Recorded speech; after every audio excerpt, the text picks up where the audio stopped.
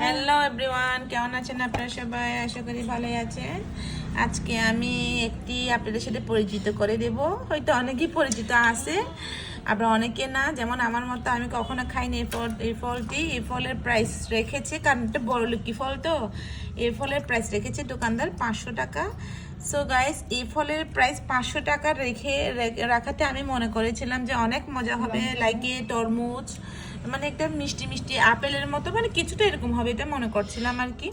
এখন খেয়ে দেখে আমি যা অনুভব করলাম, এটা শসা, জাস্ট শসা।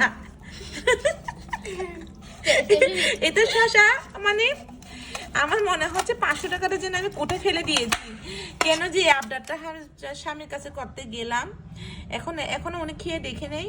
উনি হচ্ছে একটু কিপটা টাইপের মানুষ। এখন 500 টাকা দিয়ে যে উনি আনছে কষ্ট করে, 500 টাকা দিয়ে যে উনি আনছে কষ্ট করে, এটা খেয়ে দেখলে উনি মনে হয় 1 মাসেও ভুলবে না যে 500 টাকা খরচ করছে এই শসার পিছনে।